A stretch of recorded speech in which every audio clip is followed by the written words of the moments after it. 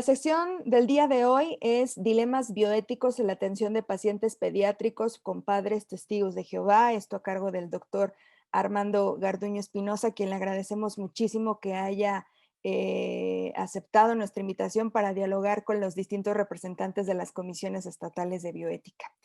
Y voy a leer una pequeña semblanza del doctor Garduño, quien siempre ha sido un aliado muy importante de la Comisión Nacional de Bioética. Él es médico pediatra por la Universidad Nacional Autónoma de México, profesor titular del curso de posgrado de alta especialidad en cuidados paliativos pediátricos de la Facultad de Medicina de la UNAM, miembro de la Academia Mexicana de Pediatría, profesor de posgrado en Pediatría Médica, Facultad de Medicina, tutor del Seminario de Estudios sobre la Globalidad Final de la Vida de 2019 a la fecha de la Universidad Nacional Autónoma de México, y actualmente el doctor Garduño es jefe del Departamento de Soporte para la Calidad de Vida del Instituto Nacional de Pediatría. Entonces, pues agradecemos mucho la participación del doctor Garduño y vamos a cederle el uso de la voz al doctor Armando Garduño. Bienvenido, doctor. Lo escuchamos. Sí, bueno, muchas gracias. ¿Sí me escuchan bien? Perfecto. Muchas gracias, doctora Pineda, y a la doctora Patti Weber Patti Rivero por su invitación, y a todos nuestros amigos muy queridos de la Comisión Nacional de Bioética, para que dialoguemos un poco. Lo voy a hacer a una manera de una conversación, una plática, que espero sea amena. Están implicados muchos aspectos sociales, éticos, legales, bioéticos, médicos, en fin. Entonces voy a tratar de, si por ahí encuentran que se repite alguna aseveración, yo creo que eso, lejos de que nos pueda cansar, creo que puede ayudar a fortalecer la tesis que voy a presentar hasta al final, que espero sea una buena conclusión, una conclusión práctica que le pueda servir a mucha gente. En la práctica cotidiana, nosotros con relativa frecuencia vemos a pacientes que son, en la práctica pediatra, niños que son hijos de papás con testigos de Jehová. Entonces, generalmente los testigos de Jehová, como cualquier otra persona que profesa alguna creencia o no creencia, pueden tener dilemas de toda índole, dilemas éticos de toda índole, tanto al nacimiento, es decir, al principio de la vida, con los trasplantes, con cáncer, con el final de la vida, como cualquier otra persona pueden tener esos dilemas. Sin embargo, hay un dilema que resalta mucho, que es el que vamos a platicar, porque tiene que ver con un choque de principios o de derechos que tienen las personas, y que es cuando estos papás, por su fe religiosa, se oponen sistemáticamente a que sus niños puedan recibir una transfusión en una situación que puede salvar su vida. Ese es el único dilema que yo he experimentado en la práctica cotidiana. He visto muchos pacientes, que he entrevistado a muchos papás que tienen estos niños o que viven esta situación. Entonces, voy a compartirles la experiencia. Los papás testigos de Jehová, que tienen esa libertad absolutamente a elegir su creencia o no creencia, muy respetable. Incluso el derecho a una creencia está permitida y respetada por la ley, respaldada por la ley. Nadie debe ser hostilizado por tener una creencia religiosa, y entonces ellos anteponen esa fe religiosa que tienen a que su niño no reciba una transfusión. Entonces, esta es una situación que confronta los derechos que tiene un niño para poder salvar su vida, o ese derecho a la vida que le otorga el haber nacido en este mundo, lejos de cualquier otra consideración que puedan tener terceras personas. Y entonces se confronta esos derechos de ese niño contra esos derechos que tiene una familia, pues de creer en una de tener una religión y de profesar, y además el derecho que tradicionalmente los padres tienen, que la sociedad le confiere, que el Código Civil les confiere, de el poder ejercer esa autonomía familiar, tomar las decisiones que a ellos les parezcan conveniente en, ¿cómo cambio Cristinita aquí? El poder elegir cómo es y te voy a cambiar la diapositiva un instante, poder elegir el estilo de vida que pueda tener esa familia. Ellos tienen ese derecho. Las leyes de este país y de todos los países les conceden ese derecho, les conceden ese derecho. Y entonces, como yo les decía, en la mayor parte de los casos no existe un dilema, no existen dilemas más que este que le estoy presentando cuando un niño tiene en riesgo de perder su vida. La mayoría de los casos de niños testigos de Jehová, pues estos papás, no representan un problema. Si llega un niño que no tiene una urgencia, nos faltaría sentido común y sería agresivo que nosotros propusiéramos una transfusión a esa familia. Ahí no hay ningún dilema. El niño puede recibir todas las alternativas terapéuticas que hay, que este grupo de personas nos proponen, y a mí me parece que eso es muy correcto, que en la mayoría de los casos que no necesitan una transfusión, no debemos de meter a esa familia en un problema, ni nosotros tampoco. Hay que ofrecer las otras opciones terapéuticas, pero cuando el niño tiene una urgencia extrema donde puede perder su vida, ese es otro asunto. Ese es otro asunto que nos compete a los doctores, a todo el equipo profesional de la salud, porque debe de tomar decisiones de acuerdo a los preceptos que existan en la medicina, que existan en las leyes, que existan en los derechos que tiene una persona de poder ser atendido con los mejores tratamientos. Entonces, ahí se genera ese conflicto muy grande, que es el único conflicto que me voy a referir.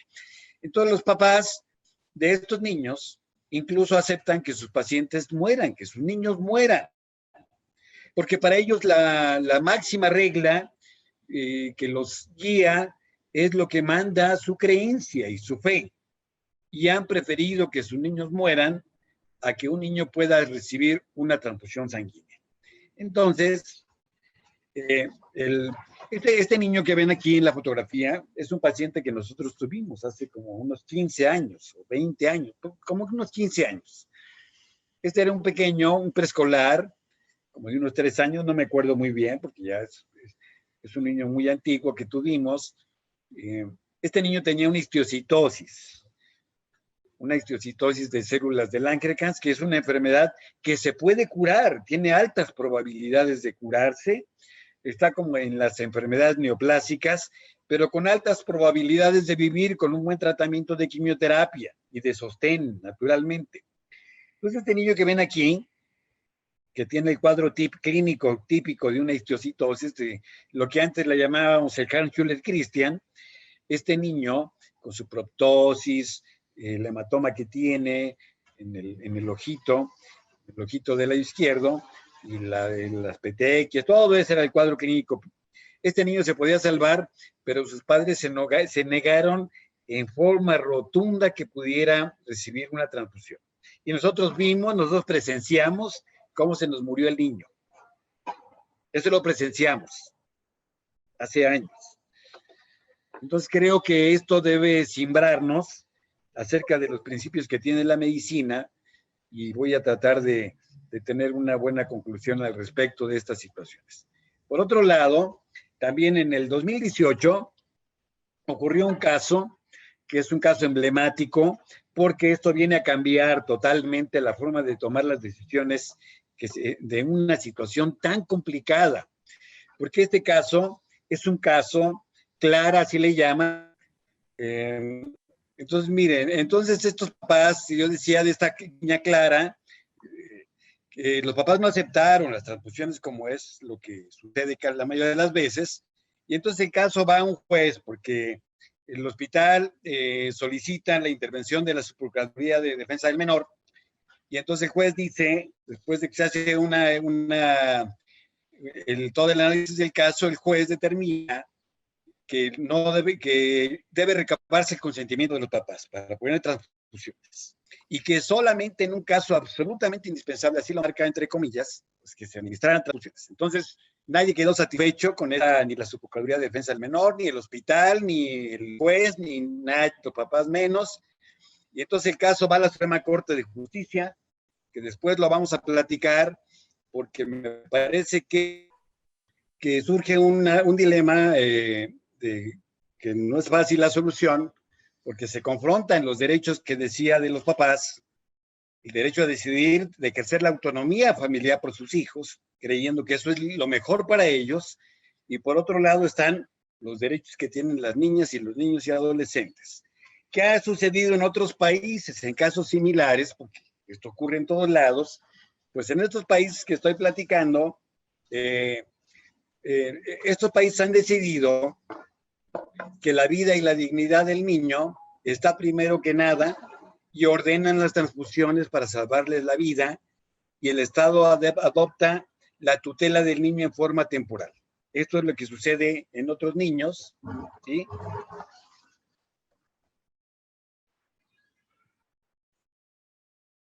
Batallando aquí. Entonces, ¿qué pasa con pongamos de relieve los derechos que tienen los papás? Primero, la autonomía familiar, el derecho a decidir por sus hijos y de creencias, son derechos elementales que tienen las personas y que están protegidos por la Constitución y por los tratados internacionales. Los padres en cualquier lugar pueden elegir lo que consideren mejor para esos niños, para su familia, para su estilo de vida, para su formación, su crianza, pero tenemos que saber que como todos los derechos que existen, no es un derecho absoluto. Aquí nos debe de quedar en la cabeza, el derecho a decidir por sus hijos no es un derecho absoluto. Eso debemos de tenerlo muy presente. Entonces, ¿qué es lo que tienen que hacer los papás con sus hijos? Bueno, pues los padres tienen que garantizar el cuidado de la vida del niño, y que la vida del niño no esté expuesta a ningún riesgo. Eso es lo que tenemos que tener los padres presente, y deben ser para todas las instancias los mayores garantes de esa situación del niño, el mayor bienestar posible. Eso deben velar todos los padres. Esto es lo que marcan las leyes de todas las partes. ¿Y qué dice la Constitución de la República? Bueno, que todas las personas que existen en este país, incluyendo a los niños, que son ahora considerados como personas, tienen todos los derechos que están reconocidos por la Constitución, y también tienen garantía de que estos se puedan cumplir y ser protegidos, y solo en el caso de la Constitución lo demande, ellos podrán suspenderse o no. Solo en esa circunstancia muy especial, que puede ser una guerra, una situación de esa naturaleza, una emergencia extraordinaria. Y entonces, ¿qué dice el artículo 4 de la Constitución? Que es el que se refiere a la protección de la salud respecto a los niños. Entonces dice que todas las decisiones y todo lo que tenga que ver con la infancia, todo lo que tengan que ver autoridades, profesores, abogados, doctores, enfermeras, todos los que tengan que ver con los niños, deberán de tener velar y cumplir con el principio del mayor interés del menor. Y el interés mayor del menor debe garantizar de manera plena los derechos que tiene el niño. Entonces, toda la política pública que tiene que haber en este país, y sobre todo los papás, los tutores, o el que custodia al niño, tienen la obligación absoluta de preservar el cumplimiento y cumplir estos derechos que tienen los menores. Hay otra situación que vino a ser un parteaguas que debemos de conocer todos los que tenemos que ver con los niños, seamos padres, o seamos doctores, o seamos enfermeros, o lo que sea. Es que la Convención Internacional de los Derechos del Niño, que data desde 1959 y que después de una revisión en 1979, dice que todo lo que se tenga que ver con los niños, tribunales, abogados, doctores, hospitales, escuelas, congresos de la Unión, etcétera, deberán atender el interés superior del menor. Y cualquier autoridad debe hacer valer el interés superior del menor.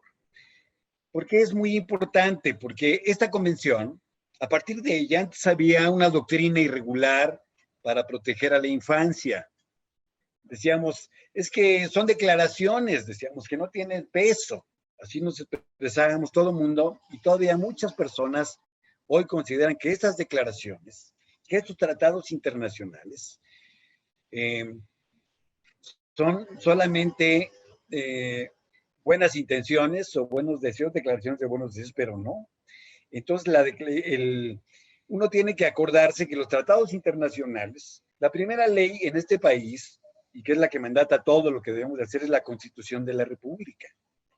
Pero la segunda en jerarquía son los tratados internacionales.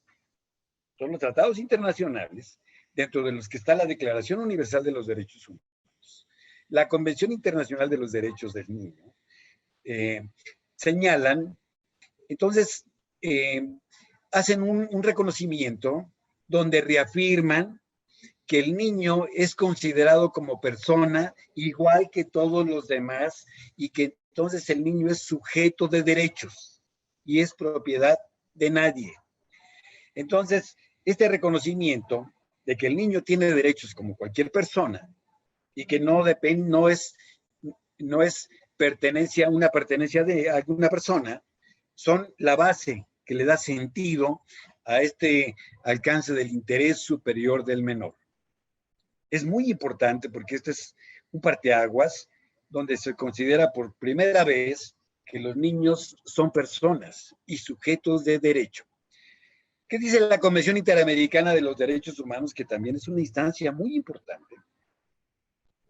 Señala, a partir del 2002, en una declaración que tiene, una opinión consultiva, ¿sí?, hablando de la condición que tienen jurídicamente los niños y sus derechos, que señala por primera vez esta instancia interamericana, reconoce al niño como sujeto de derecho, propiedad de nadie, y que los que más tienen responsabilidad sobre el cumplimiento del interés superior del menor son sus padres, son los tutores, son los que custodian al niño.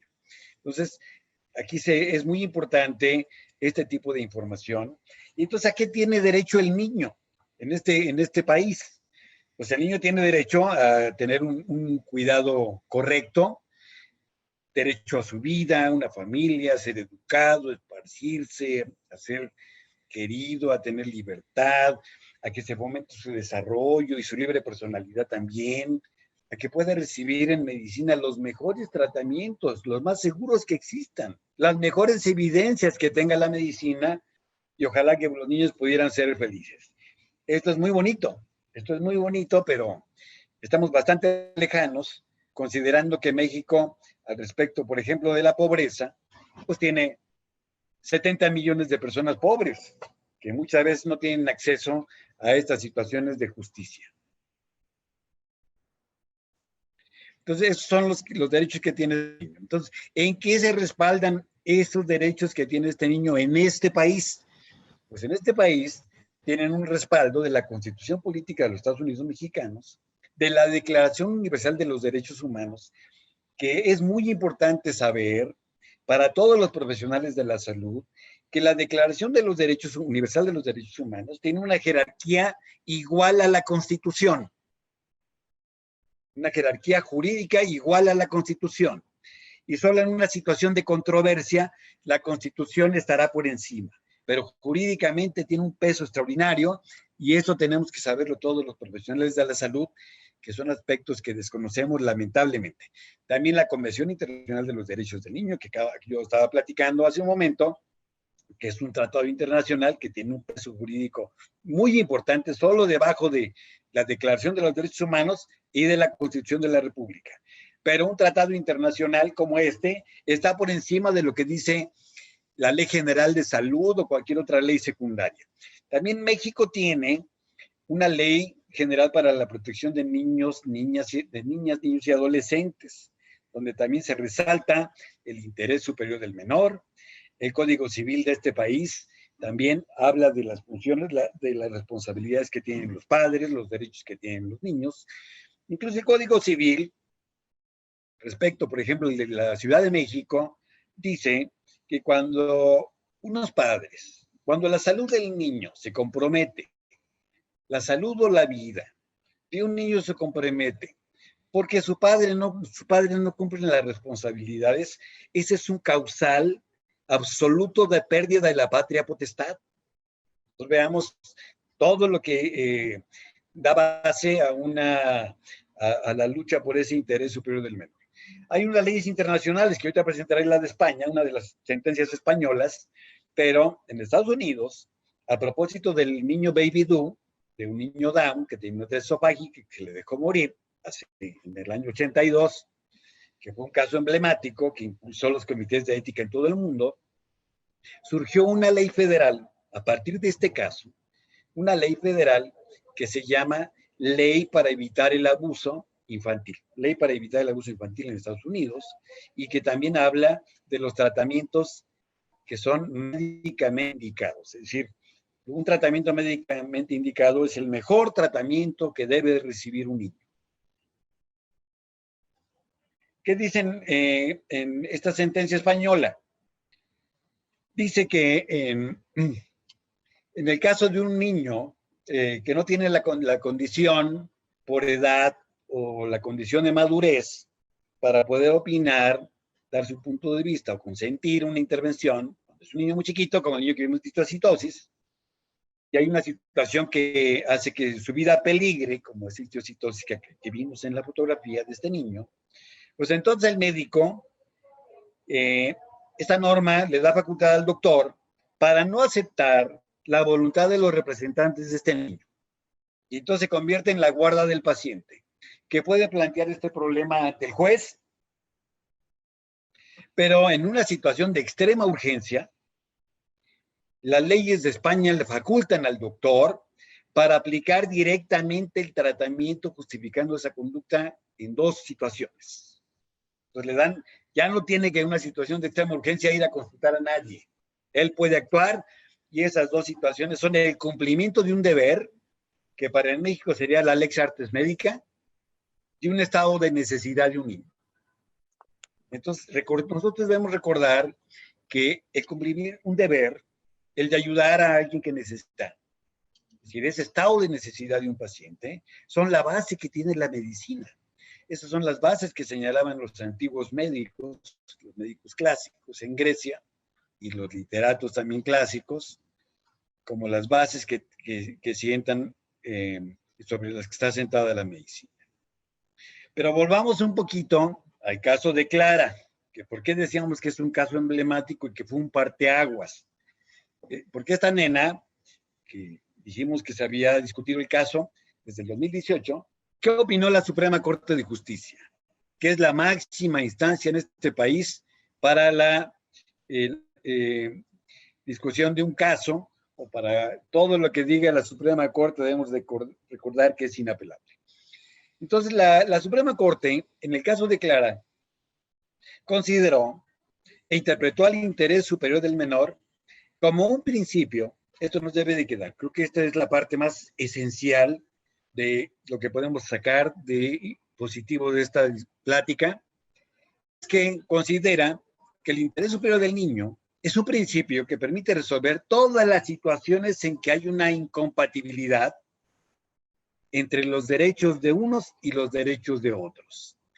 Y entonces otorga una protección integral al niño y lo considera como un individuo que debe ejercitar en el pleno ejercicio de sus derechos. Esto es lo que considera la Suprema Corte de Justicia, dando una gran importancia al interés superior del menor. Entonces, este Poder Judicial se ha pronunciado porque los niños reciban los mejores tratamientos que existan en ese momento en base a las evidencias científicas. ¿Para qué? Para que recuperen su salud y su vida pueda ser protegida. El límite de los derechos de sus padres es el interés superior del menor. Entonces, en considera que el interés superior del niño en esta toma de decisiones es superior a cualquier otro aspecto que podamos discutir. Y que los padres no tienen la posibilidad o no deben de tener, no deben colocar al niño en un riesgo en que su vida pueda peligrar. Y aparte el juez debe valorará pues el trato que tenga el doctor, el trato profesional, y eso está en base a la lex artes médica que nosotros no debemos olvidar. ¿Cuál es la parte ética? ¿Qué podemos decir? Bueno, pues podemos decir que la parte ética, la esencia de esta plática, del asunto que estamos tratando de platicar, es el toque entre los derechos de unos padres y los derechos que tiene un niño.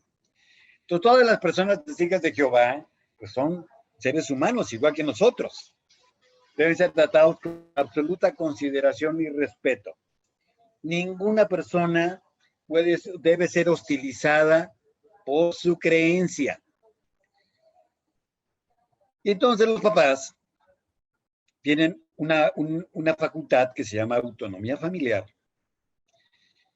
Pero recordemos entonces que esta facultad de autonomía familiar, de poder dirigir al niño para que logre el máximo bienestar posible, tiene un límite. Entonces, ese límite a la capacidad de decidir de los papás se llama el interés superior del menor, que debe prevalecer en la mente de todos los profesionales de la salud y al que todos nos debemos, el interés superior del menor. Entonces, todos los adultos tienen el derecho a actuar, pensar, creer como les parezca conveniente, pero no tienen el derecho de poner en peligro a nadie. Ahí está el límite de un derecho. Como decía, todos los derechos tienen su límite. Entonces está el límite del derecho de estos padres, pues porque tradicionalmente en México, nosotros lo vemos en la práctica cotidiana, los padres nos seguimos creyendo los dueños en todo lo que concierne a un niño. Dueños del niño, y a veces tomamos decisiones no solamente de las transfusiones, de las quimioterapias, de las cirugías que pueden ser correctoras. Entonces a veces les evitamos a los niños la posibilidad de poderse curar de una enfermedad que pone en peligro su vida. Entonces, ¿qué debe hacer el doctor? Pues el doctor tiene que actuar, el doctor o la enfermera, todo el profesional de la salud, debe de actuar en base a la lex artes médica. Entonces, la lex artes médica es hacer medicina con las mejores evidencias científicas, tener un comportamiento ético y tener bases legales como los que ahora nos dice la Suprema Corte de Justicia, hablando de un asunto de derechos humanos. Entonces, el médico debe tener un comportamiento moral que en este momento está enfocado fundamentalmente en estos niños a resaltar el interés superior de este niño. Entonces, el niño tenemos que pensar que nadie es su dueño. Un niño tiene derechos, es sujeto de derechos como cualquier persona. Nosotros en la práctica cotidiana platicamos con niños que tienen 5, 6 años, 8 años, y nos sorprende el grado de madurez que tienen estos niños para participar en la toma de decisiones, y muchas veces su voz es la más importante, sobre todo en niños que tienen enfermedad crónica, niños de cáncer, por ejemplo.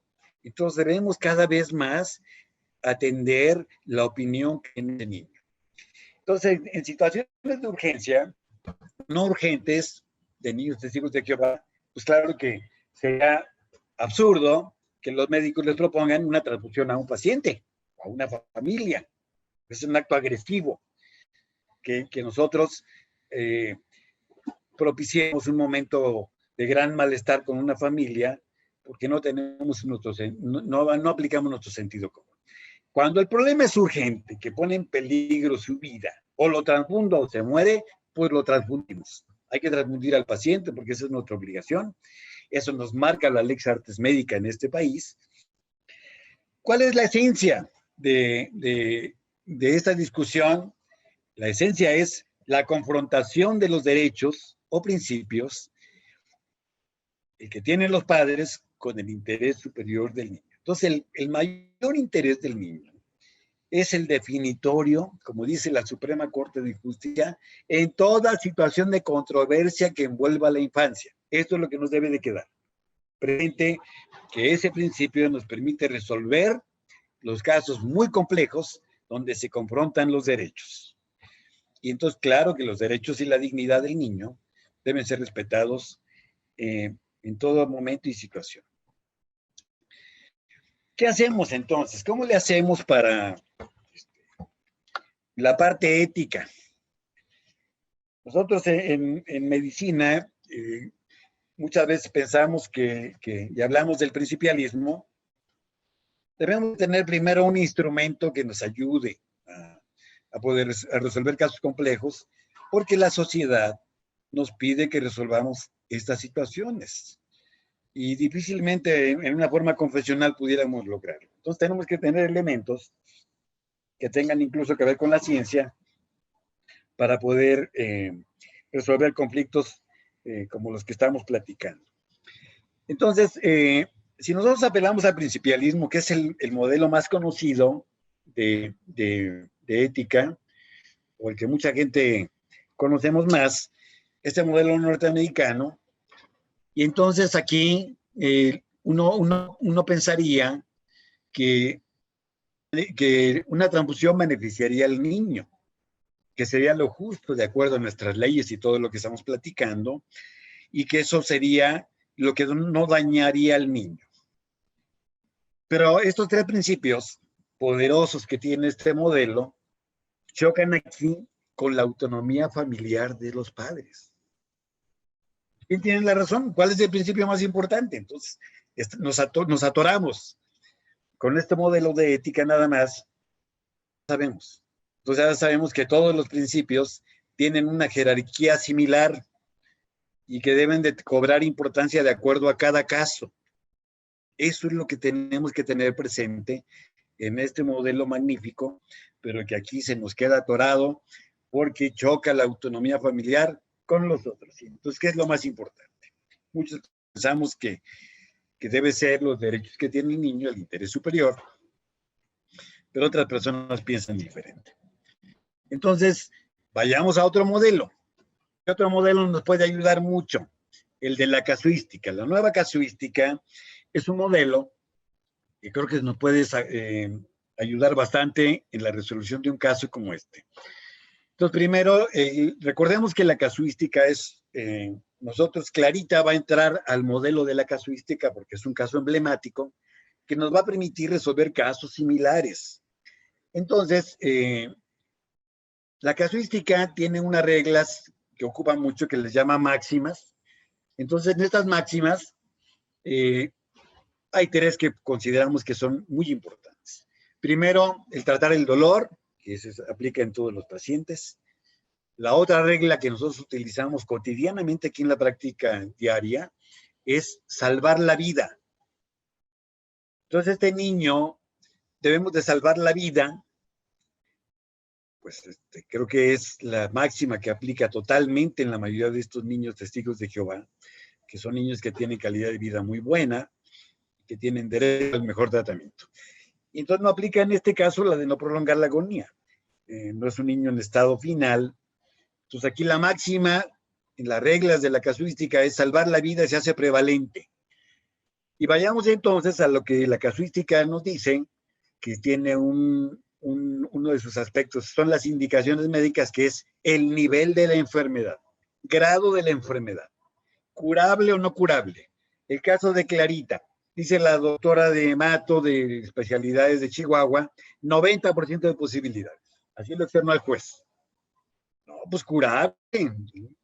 Curable. Entonces, ¿qué indicaría? Tratamiento. Con todo para salvar al niño. Máxima, salvar la vida. ¿Qué prefiere la familia? No transfundir. Entonces aquí ya choca un poco. ¿Cómo es la calidad de vida del niño? Generalmente muy buena, íntegra, totalmente. Pero aquí lo que podría ayudar a la casuística es que el contexto social, legal, ético y todo lo que tenga que ver con la situación de este niño, político, social, etc., todo está en favor de que el niño se transfunda, en favor del mayor interés del menor.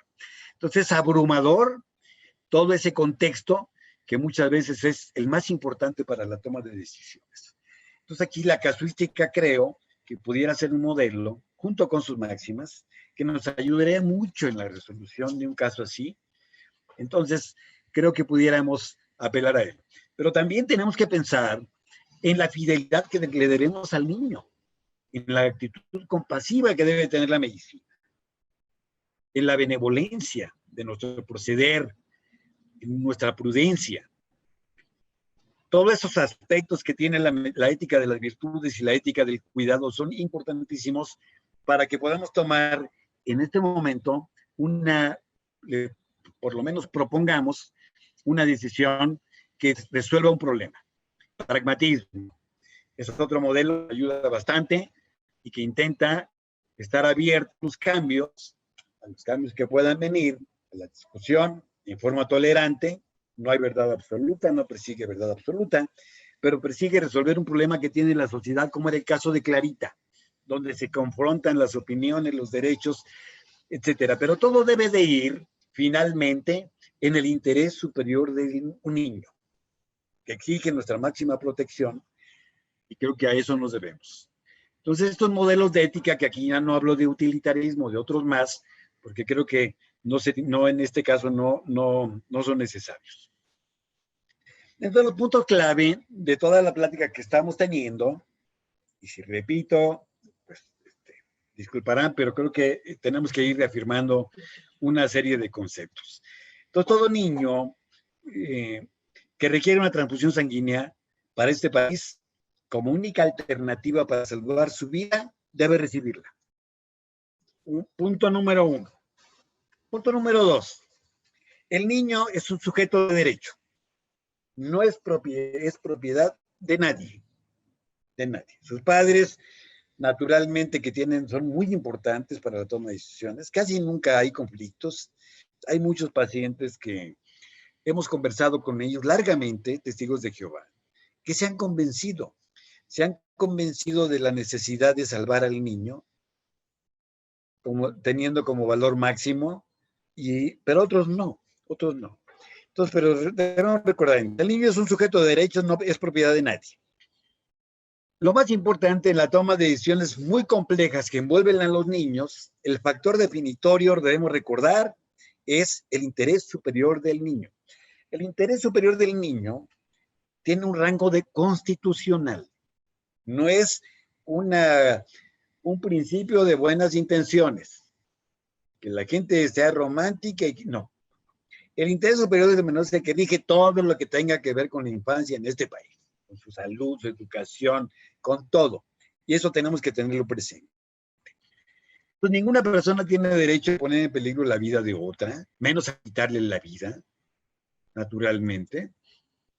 Los papás tienen el derecho a elegir lo que les parezca más conveniente para sus niños, pero no a ponerlos en peligro. El niño debe dar su opinión. Nosotros hemos conocido niños de 6 años que nos dan lecciones, niños muy maduros. Y esto tiene que ver, hay niños de los niños que tienen enfermedad crónica de 12, 13 años, que son más maduros que sus padres a veces, más maduros que sus doctores. Entonces pueden dar una opinión que podrá ser muy importante. El niño pequeño no, el niño pequeño es muy vulnerable. Entonces el niño pequeño hay que redoblar los esfuerzos para la protección. Si los papás no autorizan el mejor tratamiento para un niño, que es su obligación, autorizar un tratamiento que les ofrezca la ciencia médica, como la ciencia médica debe fungir como parte de una sociedad. Yo platico con los papás, les digo, este es un hospital federal, aquí donde yo trabajo, es un instituto nacional, que es un hospital federal. Le digo a los papás, mira, la función más importante que tiene este hospital es la protección de los derechos de tu niño. Y esto que te estamos proponiendo de salvar al niño es en función de su beneficio máximo, no de ninguna otra cosa. Entonces, si los papás no autorizan esto que la sociedad o la ciencia les ofrece, el juez lo va a considerar como una negligencia, independientemente de todo.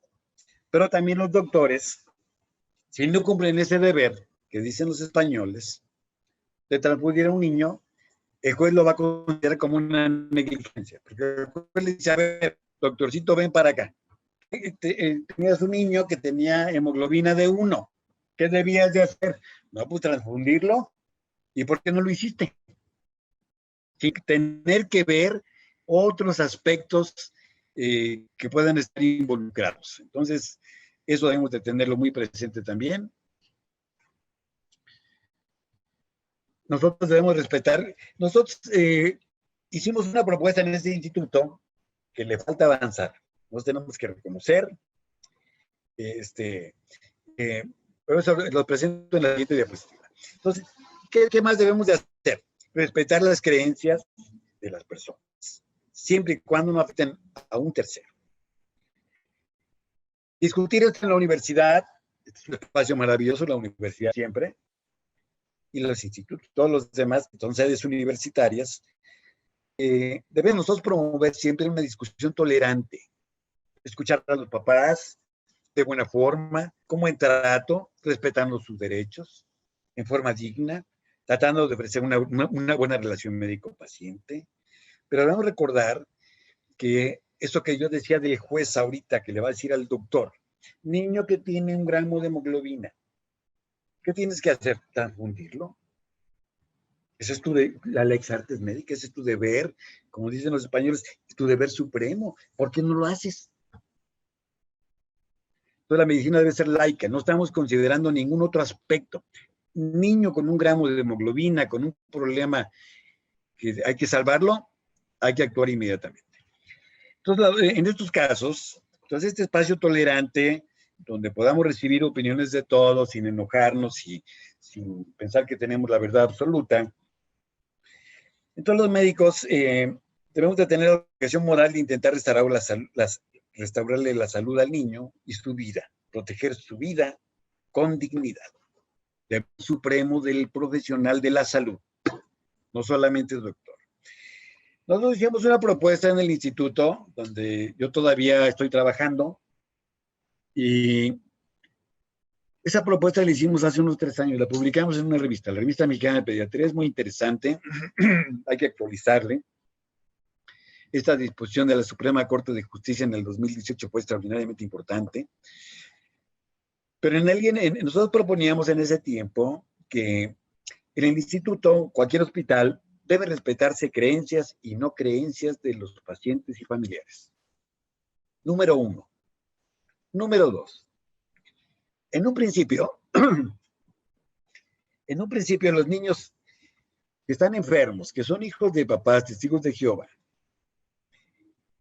que no tengan una urgencia, no deben transfundirse. Como yo lo enfatizaba hace un rato. No podemos generarle más tensión o tensión en una situación innecesaria. Niño que no tiene urgencia, niño de papás, hijos de testigos de Jehová, no necesita eso. Pero en el caso urgente, si la vida está en peligro, así como ocurre en cualquier otra circunstancia, el niño que tiene que intubarlo porque está boqueando, el niño que tiene inminencia de paro cardiorrespiratorio, está en lo que ahí hay que actuar inmediatamente. Inmediatamente. Nosotros tenemos que saber que la única excepción al consentimiento informado es urgencia extrema. Ahí hay que actuar y salvar a la persona. Ya después averiguamos. Pero siempre es la única excepción que existe al consentimiento. No queremos decir que así debemos de actuar, ¿no? Yo creo que esto hay que platicarlo ampliamente con estas familias, respetar. Si no, nosotros prácticamente yo diría que el 95% de las entrevistas que hemos tenido con estos papás han sido entrevistas muy positivas, muy tersas, aunque algunos papás no han aceptado, pero han seguido siendo tersas. ¿Qué tenemos que hacer cuando tengamos un caso? Pues hay que presentar el caso. Primero lo que tenemos que hacer es tratar de convencer a los papás. Muchos se pueden convencer. Pero si nos rebasa la situación, no hay que insistir, no hay que generar un problema. Los médicos no somos jueces, ni somos ministerios públicos, ni nada. Entonces hay que presentar el caso de la Procuraduría de Defensa del Menor, que debe solicitar inmediatamente a un juez o al Ministerio Público la imposición de medidas para proteger la vida del niño. Entonces, según lo que propone la Suprema Corte de Justicia, la respuesta del Ministerio Público a un hospital, a un doctor que lo solicita, debe ser en menos de 3 horas. Debe llegar un aviso casi inmediato para que pueda actuar. Entonces, tiene que dar aviso el Ministerio Público a esta autoridad jurisdiccional que sea competente. En este caso, nosotros somos autoridad desde el punto de vista de salud y tenemos que tener esa información para poder actuar en favor del paciente. Pero tenemos que hacerlo. ¿Por qué no lo hacemos? ¿Qué pasa? ¿Por qué no lo hacemos? Y ¿por qué no? Por esto es importante esta plática, porque sigue siendo un problema que nosotros vivimos todos los días. Porque primero los médicos decimos que no somos abogados para ir a estudiar algunas leyes que nos competen. Entonces ignoramos lo que dicen las leyes. Ignoramos.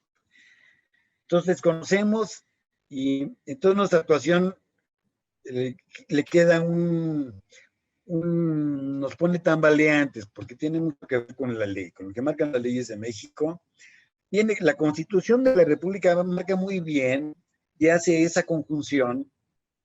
Ahora, por ejemplo, el artículo 1 que habla de los derechos humanos es la máxima ley de este país que ensalza la defensa que se deben de tener en los derechos humanos de todas las personas. La parte básica de la bioética es el respeto profundo a los derechos humanos de todas las personas. Entonces necesitamos conocer un poquito de las leyes. El interés superior del niño, también mucha gente piensa que es algo, nosotros lo vivimos diario, con especialistas, súper especialistas, en diversas ramas. Y si pudiéramos calificarles cuál es el nivel de información que tienen al respecto del interés superior del niño, muy poquito. Muy poquito. Entonces también desconocemos lo que es el significado y el sentido del interés superior del menor. Desconocemos que el niño es sujeto de derechos. Pensamos que todavía los papás son dueños del niño. Entonces cuando el papá dice no, entonces llévatelo, porque no queremos meternos en problemas. No nos vaya a demandar, decimos. Nos falta valor, como lo que nos mostró, ese valor que nos mostró la doctora, los doctores del Hospital de Especialidades de Chihuahua. Entonces, ¿qué pasa con los directivos? No, pues los directivos son los primeros que tienen que ir a aprender toda esta parte de del interés superior y estos aspectos legales, porque los hospitales, la función principal de los hospitales es defender los derechos humanos de todas las personas que ahí se atienden. Y en sus derechos humanos está la salud y todo lo que ustedes podamos decir, pero ha cambiado, los paradigmas han cambiado. Y en pediatría solo hay un paradigma para toda la toma de decisiones, el interés superior del menor. Siempre, siempre, siempre. Entonces tenemos que aprender eso. Necesitamos que nuestros directivos de los hospitales lo aprendan, que se pueda, directivos de todos los niveles. Necesitamos tener más compromiso, más fuerza, más entusiasmo, como los doctores de especialidades de Chihuahua que nos mostraron, y abren una vía extraordinaria para solucionar conflictos muy importantes. Y también necesitamos trabajar en cómo se debe resolver todo este proceso. ¿Qué pasa si los papás dicen, te dejamos al niño ahí, nuestro grupo ya no lo acepta? Transfúndelo y sálvale la vida, pero ahí te lo dejo. ¿Qué hacemos con él? Entonces que necesitamos tener un sistema de protección al menor que sea muy eficiente y seguro para los niños. Sí lo hay. Nosotros hemos tenido niños que son resguardados por la Procuraduría General de la República, la Fiscalía ahora, que finalmente van a una casa de asistencia social o algo así, pero eso a veces tarda muchísimo tiempo. Entonces necesitamos ahí trabajar en una situación que dé más agilidad y que le dé más certeza a los doctores. Entonces, a mí debemos recordar, yo decía hace un ratito, que los médicos no somos jueces para estar evaluando si es correcto o no es correcto que sean testigos de Jehová. No, no. Esa no es nuestra labor. Nuestra labor es emplear las lex artis. Eso nos marca. ¿Ese es nuestro deber máximo? Sí. Nosotros como doctores, ¿qué tenemos que hacer? Atención decorosa, respetuosa de todas las personas que vienen con nosotros, trato digno, buena relación médico-paciente y cumplir con esa lex artis. La relación médico-paciente es parte de. ¿Pero qué significa la lex artis médica? Si uno no lo hace, uno puede incurrir en responsabilidad, en una responsabilidad. ¿Qué quiere decir? Que debemos de emplear todos los medios a nuestro alcance de diagnóstico y tratamiento para que se recupere la salud y la vida. ¿Eso significa la lex artis médica? Sí, porque la medicina es una actividad humana con bases científicas que tiene que ver con los medios que usamos. Si no lo hacemos, podemos incurrir doctores, profesionales y todos colegas en responsabilidad.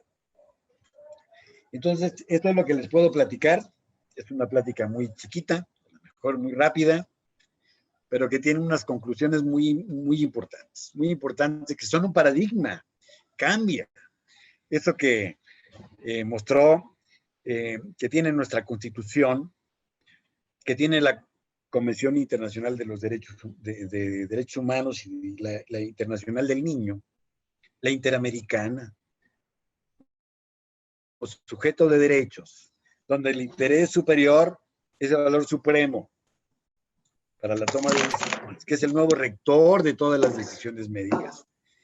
Ahí tenemos que trabajar en el campo de la pediatría, de la medicina, y esto es una analogía. No hay este problema.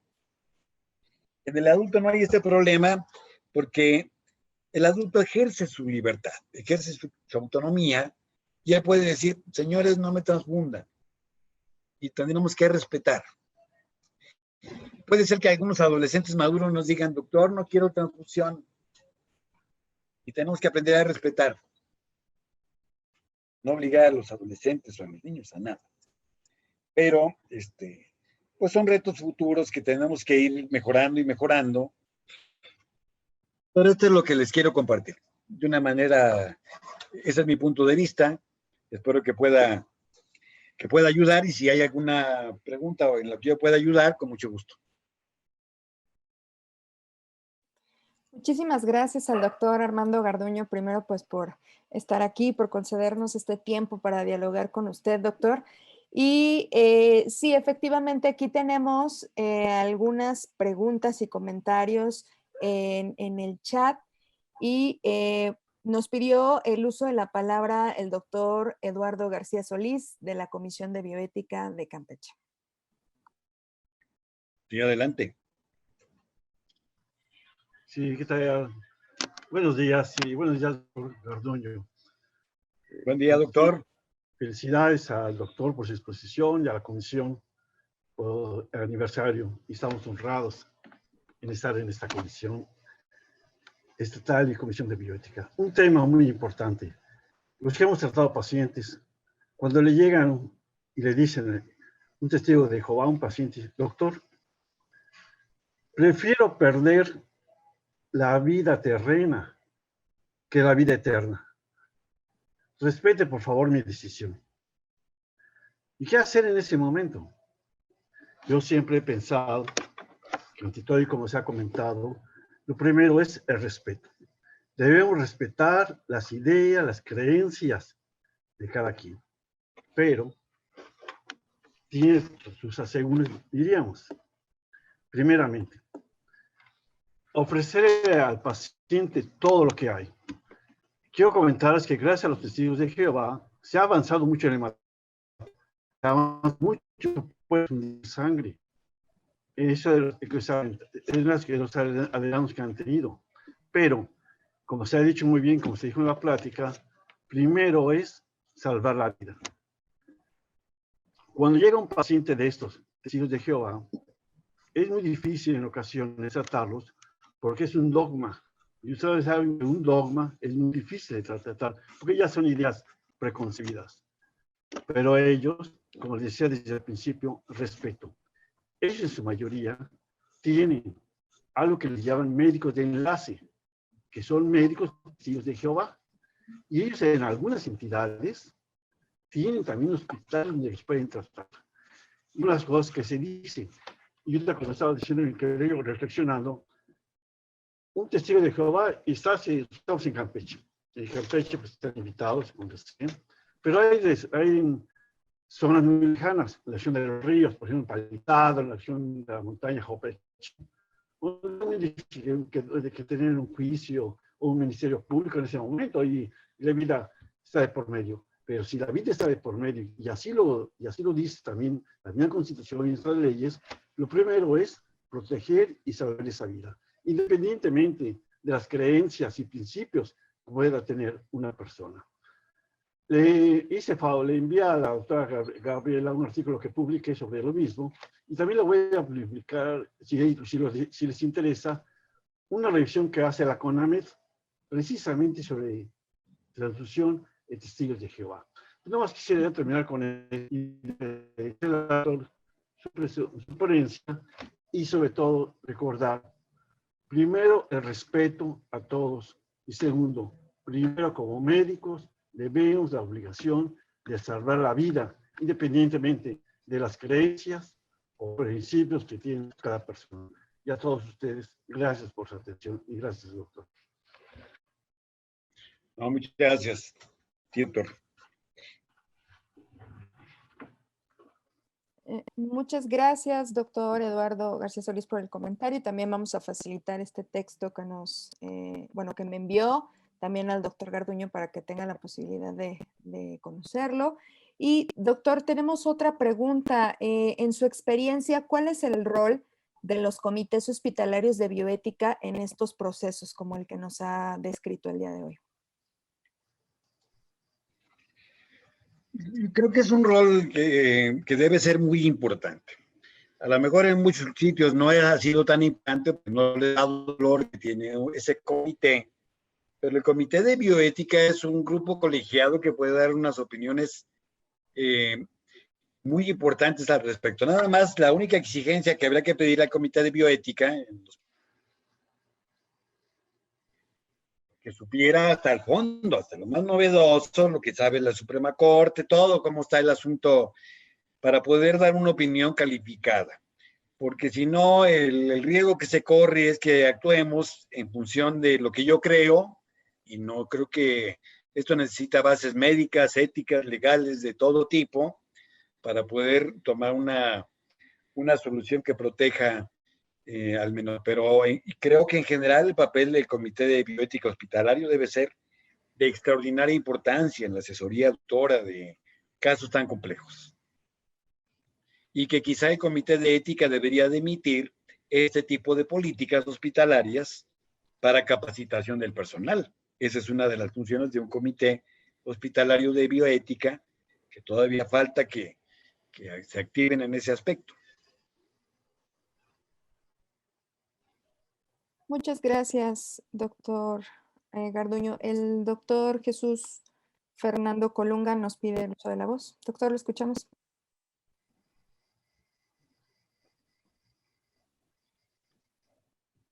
No, no se escucha.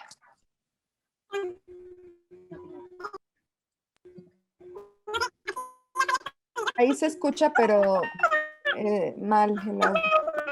No sé si quieres salir y volver a ingresar. Y mientras vamos a darle la oportunidad a alguien más, pero regresamos con usted. Las ardillitas de, ¿cómo se llamaban aquellas? Sí. Miren, aquí tenemos un comentario, Bertisabel Arevalo Rivas. El caso es en donde se decide transfundir por el bien superior que es la vida. Entonces se recurre al Ministerio Público para que se autorice el procedimiento. Se transfunde al niño y vive. Pero ¿cómo es tratado después por la familia y otros testigos de Jehová? Si los testigos de Jehová consideran que la transfusión es una medida terapéutica que significa una pérdida en el ámbito espiritual. Felicidades al ponente.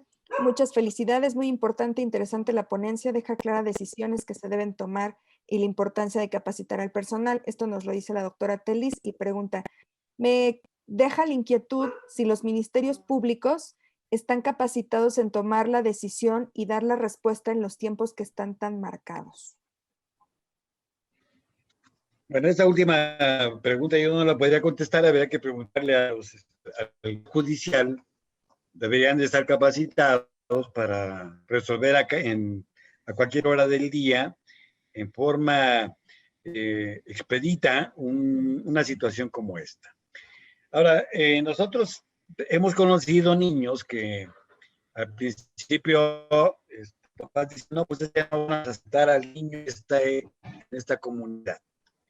Nos van a expulsar de la comunidad de Testigos de Jehová. Han pasado muchas cosas al respecto.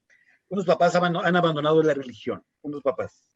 Otros papás han regresado sin mayor problema a su comunidad. Y no sabemos de algún caso que haya sido hostilizado, pero todo puede ocurrir. Entonces creo que lo que tenemos que hacer es una conversación como esta, la tuvimos hace un par de años en el Hospital Ángeles de aquí de Lindavista, en la Ciudad de México.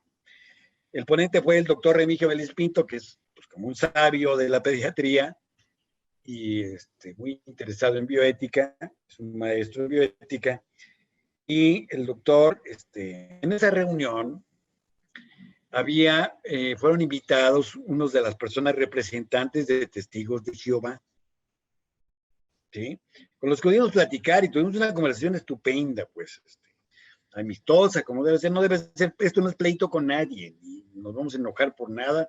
Somos profesionales de la salud que tenemos que tener una actitud respetuosa, como dijo el doctor, en todas las situaciones. Entonces, la conversación que tuvimos con los Testigos de Jehová, dice, nosotros queremos ser tratados con respeto, que no nos estén proponiendo transfusiones cuando mi niño tiene 8 de hemoglobina. ¿Cómo, doctor? No, lo que hemos enfatizado. Nosotros tenemos que emplear nuestro sentido común. Si un día se viene un dilema porque el niño está en peligro de muerte, dicen los representantes, transfundan al niño. Estamos de acuerdo. En una situación extraordinaria como esa, estoy hablando de una situación de extrema urgencia, no una urgencia que 6.5 de hemoglobina, no, claro que no. Es decir, tenemos que tener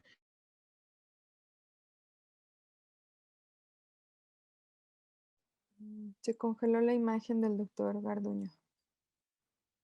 No sé si quienes están por ahí apoyándolo nos escuchen para que le informen que se congeló su imagen.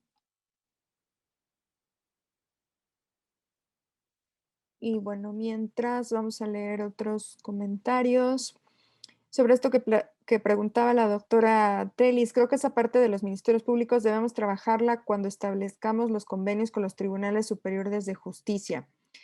Maestra Ana Alicia Marrero López, muy interesante el tema. El factor legal es relevante en la realización del proceso de atención, ya que el desconocimiento de la ley no exime de la responsabilidad.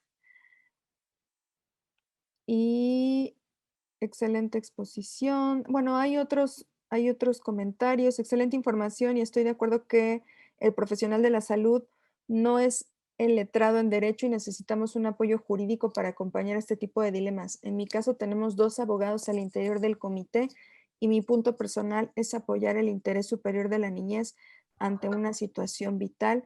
Saludos a todos. Doctor Colunga, si quiere probamos mientras su micrófono para que cuando se conecte el doctor Garduño. Ya está el doctor Garduño por ahí. Ahí está. No, ahí está. Perfecto, doctor. Ya lo escuchamos, doctor Colunga. Bien, yo quería agradecerle al doctor el enfoque que le da.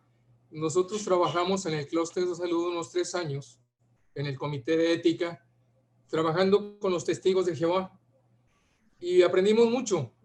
Primero aprendimos que el testigo de Jehová no es un enemigo del médico, como decía el doctor. Es un paciente que busca la salud. Por eso acude al hospital. pero a veces nos queda el paradigma a muchos de nosotros que nos educaron previamente, que tener un testigo de Jehová es tener un problema, es tener un enemigo. Y no es así. Ellos tienen grupos de trabajo con los que nosotros nos reunimos también de hospitalarios, donde, como decía el doctor Garduño, se puede traer unas cosas. Por ejemplo, el hospital universitario de aquí, ellos hacían cirugía de corazón sin sangre. Claro, lo que tenían ellos de complicaciones en pacientes adultos operados de corazón eran menos mortalidad en los pacientes que se operaban siendo testigos de Jehová y los que se operaban normalmente. Nosotros nos reíamos porque comentaban, diles que eres testigo de Jehová porque te van a atender con mucho más cuidado. Como no te pueden transfundir, bueno, los preparaban 2, 3 meses antes en otras formas. Y la realidad es que se puede dialogar con ellos tranquilamente. A veces, como dice el doctor Garduño, pues es momentos en donde pues hay que tomar la decisión. También nosotros encontramos que muchos de nuestros compañeros médicos no estaban actualizados en las indicaciones de transfusión. Y manejamos indicaciones de transfusión pues de hace 15 años o algo así, cuando pues hace unos 5 o 6 años en Estados Unidos habían modificado las indicaciones de cuándo se debe transfundir un paciente o no, en qué situaciones, y como dice el doctor Armando Garduño. Y ese era un gran problema, decía, necesita sangre aunque no la necesitara. Y entrabas en conflicto con los pacientes. Entonces, creo que es ahí, no son enemigos, son atención para ellos. Entonces, si nosotros no los podemos atender, tendríamos que saber a dónde los vamos a enviar para que sí los puedan apoyar a estos pacientes. Y bueno, pues reconocerle al doctor Garduño. El doctor Garduño, yo soy internista, no soy pediatra, pero sus clínicas pediátricas, donde maneja todos los dilemas de bioética, son excelentes, doctor. Yo creo que gracias. hace 15 años. Gracias. Gracias, doctor. Felicidades. Muchas gracias. Qué amable. Gracias. Pues bueno, tenemos muchos comentarios felicitando al doctor. Y aquí tenemos uno de Marta Lorena Hernández Terán. Muchas felicidades por la ponencia de suma importancia para garantizar los derechos de las niñas y los niños como la transfusión sanguínea ante una situación de emergencia. Mi pregunta es, en relación a los niños mayores de 10 años que comienzan con la autonomía progresiva y a los adolescentes, y ellos quisieran una intervención como lo es la transfusión ante una situación de anemia no tan grave, ¿qué tanto puede inferir el asentimiento informado, conociendo a estos niños y adolescentes desde su situación y solicitando una transfusión? Bueno, yo creo que ¿sí me escuchan? Sí. ¿Me escuchan? Perfecto. Sí. Mire, yo creo que nosotros tenemos muy buena experiencia, aunque el norma está cobrando cada vez más fuerza, todavía le falta un cierto respaldo legal, pero los niños que tienen sobre todo enfermedad crónica, desde más chiquitos son a veces muy maduros y opinan de una manera que, como yo les decía, puede ser sorprendente de su muy buen nivel que tienen para elegir una decisión compleja. Y casi siempre los papás apoyan a sus niños. Casi siempre apoyan a sus niños. Hay niños que dicen, doctor, ya no quiero más tratamiento porque ya no tengo posibilidades, ya me dijeron a casa. En fin, toman decisiones muy difíciles y casi siempre los apoyan. El niño que tiene enfermedad crónica es un niño que habitualmente hay que escucharlo. Creo que su palabra es muy importante para nosotros, nuestro servicio que tenemos, donde vemos niños muy complejos, con enfermedad muy grave. La palabra más importante es la que tiene el niño, sobre todo si detectamos que tiene un cierto nivel de madurez. Entonces, lo más importante, y casi siempre, como yo les decía, son apoyados por sus padres. Entonces, creo que en ese asunto de autonomía progresiva tenemos que seguirlo discutiendo. Creo que en el futuro cercano tendremos que ir modificando que solo pueden tomar decisiones hasta los 18 años. Los niños en otros países están tomando decisiones desde los 12 años, desde los 16 años, decisiones tan difíciles como solicitar eutanasia, por ejemplo. Entonces creo que tenemos que ir avanzando. Creo que el asentimiento cada vez va a tener más importancia hasta convertirse en consentimiento. Pero es lo que le puedo decir, doctora, y que tiene razón. Creo que lo que en un caso como el que usted propone, un niño de 10 años que tiene, un niño de tal edad que tiene anemia y que necesita a lo mejor una transfusión que quizá no sea urgente, yo creo que ahí tenemos que dialogar con el propio paciente para ver que hay otras opciones de tratamiento, cuando no es extrema urgencia. Creo que la extrema urgencia marca diferencias para el actuar médico, pero tenemos que prepararnos porque es un terreno que todavía desconocemos mucho. Aunque hay una disposición de la Suprema Corte, aunque hay muchas evidencias de otros países, nosotros hemos tenido pacientes, hemos tenido aquí, recuerdo muy bien el de un paciente que estaba en terapia intensiva, que tenía un problema renal y necesitaba una transfusión. Sus papás eran testigos de Jehová.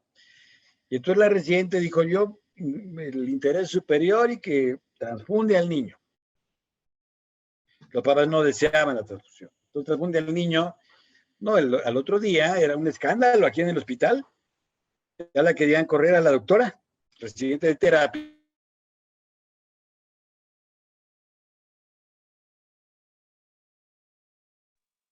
Doctor Garduño, ¿nos escucha de nuevo? Se congeló la imagen y perdimos el sonido.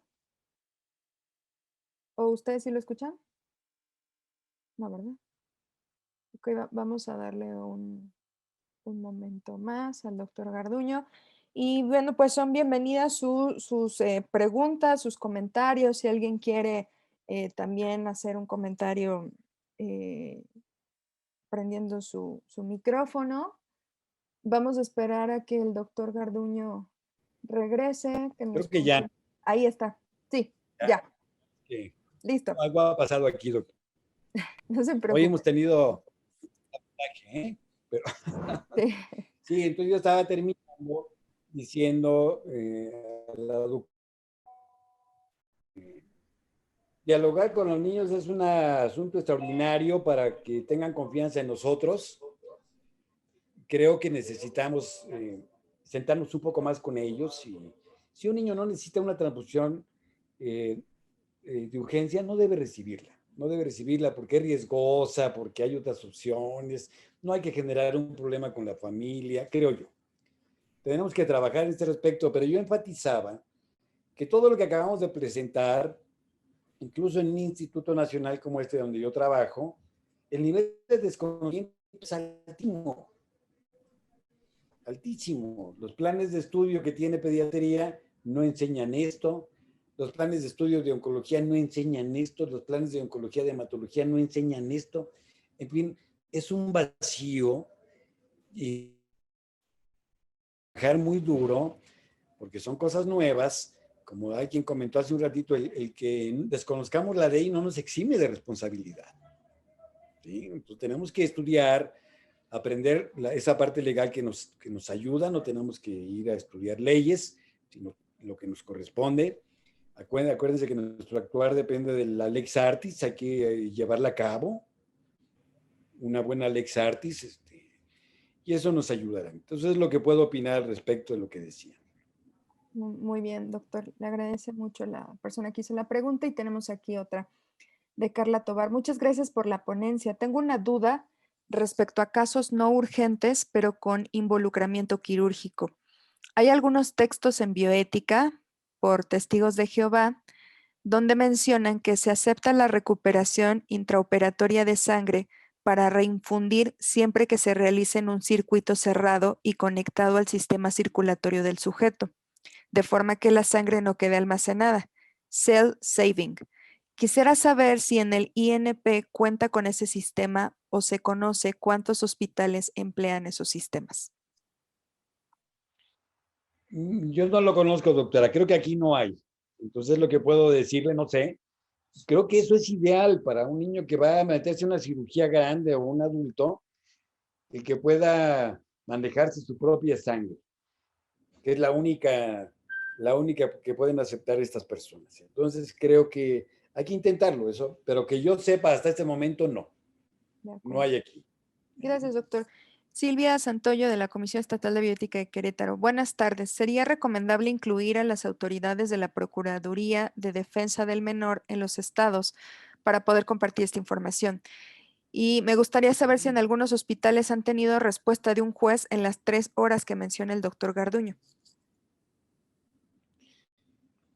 Yo en el caso, por experiencia aquí, en el caso de la doctora que transfundió al niño, esta sí se puso muy lista, casi por iniciativa propia. Mandaron a la Procuraduría de Defensa, mandaron al ministerio, el ministerio mandó la orden de inmediato. En menos de 3 horas estaba la orden y la doctora actuó. Claro, el otro día todo el mundo se la quería comer a la doctora, porque los directivos que estaban en funciones, que ya no están, desconocían toda esta parte legal, social, de derechos, etcétera. Entonces la doctora hizo muy bien y fue una respuesta inmediata. Pero estoy seguro, doctora, la persona que pregunta, que no tenemos establecido este mecanismo, aunque la Suprema Corte lo señala en la sentencia que tiene, que dieron en el caso del amparo de la niña Raramuri. Entonces ahí en la plática que yo le presenté está la imagen, o le puedo mandar a la doctora Gaby Pineda la referencia de esta sentencia para que puedan ir a revisar todo lo que el Poder Judicial ha determinado al respecto de esta niña y cómo debiera ser. Entonces creo que sí necesitamos, así como necesitamos aprenderlo los médicos, los necesitan aprender los abogados, necesitan aprender muchas, la Procuraduría, y que actúen de manera inmediata. Esto no espera. Entonces, quizá en el futuro, para una extrema urgencia, tendremos que seguir el paso esto de lo que piensa esta sentencia española, que dice que en el caso de extrema necesidad hay que actuar independientemente de todo, sin que tenga yo que avisar a la Procuraduría del Menor. A lo mejor habría que platicar con las autoridades de un hospital y actuar rápidamente, y después ya por estado de necesidad del niño y por el deber del doctor. Creo que por ahí sería un camino mucho más ágil, pero tendremos que educar al respecto para no sobrepasarnos los doctores, porque muchas veces tenemos esto a la mano, esa facultad, y podemos exagerar. Y lo hemos visto en algunos casos en que se les ha propuesto a papás testigos de Jehová transfusiones que no necesitaban sus niños. Pues es una situación agresiva, ¿no? Muchísimas gracias, doctor Garduño. ¿Alguien más que desea hacer algún comentario, pregunta? La doctora Ana María Millán, del Estado de México. Gracias. Hola, buenas tardes a todos. Buenas tardes, doctor. Felicidades por su exposición. Nosotros aquí en el Estado de México tenemos muy estrecha la relación con los testigos de Jehová. Realmente ya tenemos varios años con los grupos de enlace. Ellos están regionalizados y dependiendo del grupo, dependiendo de la problemática que se tenga con algún paciente, pues ellos se comunican con nosotros, con la comisión. De hecho, tenemos estos documentos que ellos nos han traído sobre las alternativas. Hemos hecho cursos en los hospitales de tercer nivel, que es donde más se tienen este tipo de complejidades. Y realmente nosotros hemos funcionado muy bien en cuanto al manejo de estos pacientes.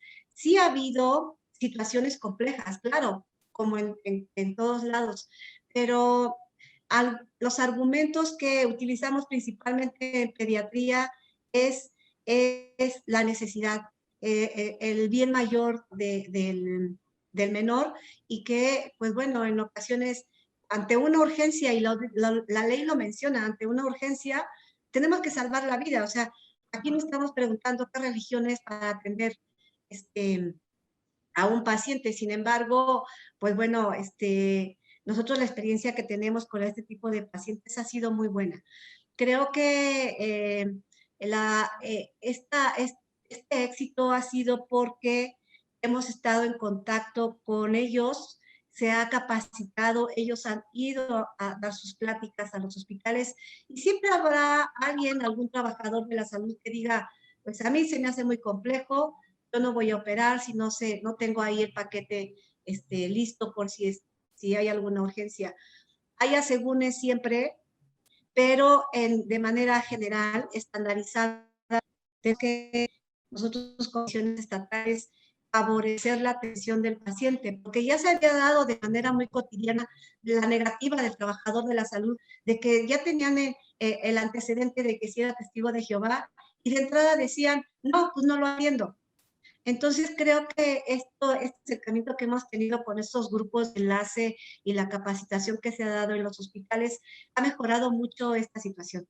Y yo les puedo decir que es una actividad de éxito que hemos tenido aquí en la Comisión Estatal.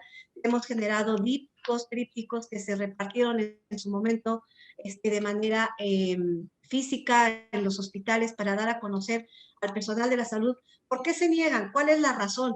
Como dice el doctor, habrá alguien, y tuvimos experiencias y casos donde, pues bueno, una señora fue transfundida por una hemorragia y le salvan la vida, pero después regresa por intento de suicidio a la semana y media después. Entonces, realmente nosotros tenemos que respetar esos valores que son tan importantes. Ellos prefieren morir físicamente que morir espiritualmente. Y pues bueno, no me extiendo más, pero sí les digo que nosotros hemos tenido muy buena comunicación con los grupos de enlace y ha habido muy buena respuesta por los trabajadores de la salud ante estos acercamientos que hemos tenido y la resolución de los casos, ¿sí? Sabemos que por normalidad se respeta la autonomía, pero tuve casos de un adolescente de 18, bueno, más de 17 años y que se respetó su autonomía y se le realizó la transfusión y en ese secreto profesional el médico lo platicó con el adolescente y estuvo de acuerdo que no se le dijera a los papás. Entonces, usted sabe que en bioética se actúa, muchas veces actuamos por beneficio del paciente, aunque no esté dentro de la ley, porque aquí es un menor de edad y se respetó el asentimiento de este menor de edad en este caso específico, pero en bioética no podemos generalizar, son casos concretos y cada caso es tratado de manera independiente y la resolución o el consejo que da, pues es dependiendo de cada caso. Esa es mi intervención y quiero comentarles que nosotros hemos tenido muy buena respuesta y hemos trabajado muy bien con este tema. Muchas gracias. No, muchas gracias, me parece estupendo, doctora, y hay que replicar todos esos éxitos que se tienen en esta situación de relaciones interpersonales que creo que nos van a beneficiar. Entonces, lo que han hecho ha sido muy bueno, aligeran mucho este problema que por fortuna no es tan frecuente, pero puede ser. Entonces, creo que eso nos ayudaría a muchos, doctora, tratar de replicar lo que han hecho ahí en la Comisión Nacional del Estado de México. Muy bien. Muchas gracias. Sí, doctora, igual sí, para quien no conozca estos, al menos dípticos que nos menciona, bueno, sería muy importante que lo pudiéramos compartir en la carpeta que tenemos del seminario para que justo se tome esto que dice el doctor Garduño, ¿no? Se pueda replicar y tomar esas experiencias exitosas y favorables que no existen probablemente en otros estados. Entonces, bueno, sería muy importante que se pudiera compartirnos esa información. Y tenemos una pregunta de la doctora Elia Esther Martínez de Querétaro. Ella nos pregunta cuáles serían las implicaciones éticas de que un médico fuera objetor de conciencia para la atención de estos pacientes.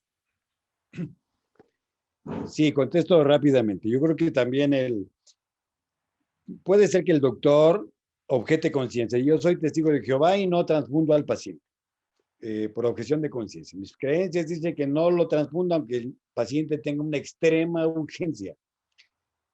Entonces, claro que es un derecho de la persona, del doctor, ejercer ese derecho de objetar de conciencia. Solo tiene una excepción. Eso lo tienen que saber todas estas personas que pueden irse por el lado de objeción de conciencia, que marca muy bien la ley. En el caso de urgencia extrema, está en peligro la vida, nadie puede objetar de conciencia. Nadie puede objetar de conciencia. Entonces, aquí ocurrió una vez de un caso que viene de una adolescente que tiene un sangrado transvaginal, una metorragia muy importante, chocada, y había que meterla rapidísimo a hacerle el legrado. Entonces el doctor tratante dice, no, yo mis principios por mis principios religiosos no puedo, que no sé, se estaba objetando la conciencia. Entonces ya le dijo el director, el que estaba en ese momento de director médico, dijo, o vas y la atiendes en este instante, o estás casi en la cárcel, señor. Porque solo tiene esa situación que es muy importante conocerla. Es un derecho, la objeción de conciencia, por las creencias de cada quien, muy respetables, pero en el caso de urgencia extrema, eso queda la ley. Hay que actuar y saldrá la persona. Muchas gracias, doctor. No sé si alguien más quisiera hacer algún comentario, pregunta para el doctor Garduño. Tenemos unos minutos más. Y me parece que ya no hay otras preguntas ni comentarios. Y bueno, pues le quiero agradecer muchísimo al doctor Garduño. Siempre es un placer escucharlo y esta amabilidad que tiene con todos nosotros para compartir su conocimiento de una gran trayectoria en el ámbito clínico. Y bueno, pues también nuestro reconocimiento y agradecimiento por el tiempo que nos ha concedido para escucharle y para dialogar con él y plantearle todas nuestras inquietudes.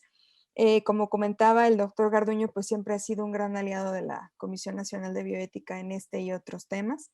Entonces, pues bueno, todo nuestro reconocimiento y sobre todo nuestro agradecimiento. Pues doctor, hemos llegado al final de esta sexta sesión del Seminario de Actualización en Bioética. No sé si quisiera hacer algún comentario final.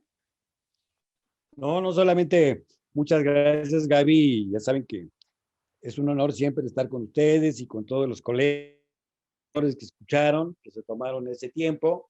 Ojalá que pueda ayudar. Ya saben que a todos estamos en la mejor disposición de seguir aprendiendo y de compartir lo poco que sabemos. Así que estamos a sus órdenes de todos ustedes. Y de ti, Gaby, de Eden, y de Berenice, y de Ángeles Adame, y de todo, que nos queremos muy bien. Gracias, el sentimiento es Un recíproco, abrazo. doctor. Muchas gracias.